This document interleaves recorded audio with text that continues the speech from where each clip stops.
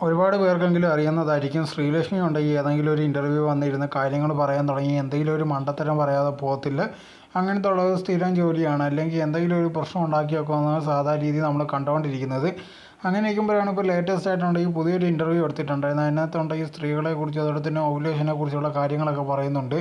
ആ സമയത്തുണ്ടെങ്കിൽ സ്ത്രീയൊക്കെ ഉണ്ടെങ്കിൽ ആരെ കണ്ടാലും ഭയങ്കരമായിട്ട് തോന്നും എന്നുള്ള രീതിയിലൊരു സ്റ്റേറ്റ്മെൻ്റ് ഒക്കെ ഉണ്ടെങ്കിൽ ശ്രീലക്ഷ്മി പറഞ്ഞിട്ടുണ്ടായിരുന്നു. ഇത് കേട്ടിട്ടുണ്ടെങ്കിൽ ആ ആങ്കർ പ്രത്യേകിച്ച് ഒരു കാര്യമൊന്നും പറഞ്ഞിട്ടില്ലായിരുന്നു.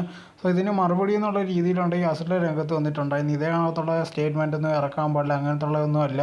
ഇപ്പോൾ നിങ്ങളുണ്ടെങ്കിൽ നിങ്ങളെ കാര്യം മാത്രം പറ, നിങ്ങൾക്ക് അങ്ങനെ ടെൻഡൻസിയൊക്കെ തോന്നാറുണ്ടായിരിക്കും എന്നുള്ള രീതിയിൽ പറഞ്ഞു കഴിഞ്ഞാൽ അതിനൊരു അർത്ഥമുണ്ട്. ആരെങ്കിലും കണ്ടു കഴിഞ്ഞാൽ പെട്ടെന്ന് അങ്ങനെയൊക്കെ തോന്നുന്ന സിറ്റുവേഷനിൽ. പക്ഷേ ബാക്കിയുള്ളവരുടെ അല്ലെങ്കിൽ ജനറലൈസ് ചെയ്ത് കാര്യം പറയാതിരിക്കും എന്നുള്ള രീതിയിലായിരുന്നു അസുര പറഞ്ഞിട്ടുണ്ടായിരുന്നത്. ഇത് ഈ കേസ് മാത്രമല്ല, ഒരുപാട് പേരുണ്ട് ഇത് കണക്ക് വന്ന് അവരുടെ കാര്യം ഇത് കണക്ക് എന്തെങ്കിലും ഒരു മീഡിയയ്ക്ക് മുന്നിലോ അല്ലെങ്കിൽ എവിടെയെങ്കിലും വന്നിരുന്ന് ആൾക്കാർ ചോദിക്കുമ്പോഴത്തേക്കുണ്ടെങ്കിൽ ഭയങ്കരമായിട്ട് എന്തോ അറിയാമെന്നുള്ള രീതിയിൽ മൊത്തത്തിൽ ജനറലൈസ് ചെയ്ത് കാര്യങ്ങൾ പറയുന്നതായിരിക്കും.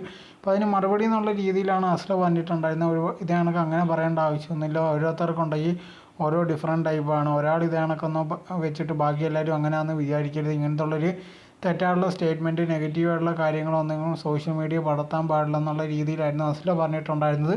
ഇപ്പോൾ ശ്രീലക്ഷ്മിയുടെ കാര്യം നോക്കിക്കഴിഞ്ഞാൽ അവരെപ്പോൾ നോക്കിയാലും ഉണ്ടെങ്കിൽ ബാക്കിയുള്ളവർ ഇത് കണക്ക് എന്ത് പറയുന്നതെന്ന് പോലും ലോജിക്കില്ലാത്ത രീതിയിൽ ഭയങ്കരമായിട്ട് എന്ത് വേണമെങ്കിലും പറയും. ബാക്കിയുള്ളവർ എന്ത് ചിന്തിക്കുകയോ അല്ലെങ്കിൽ പറയുന്നത് ശരിയാണെന്നൊന്നും നോക്കത്തില്ല.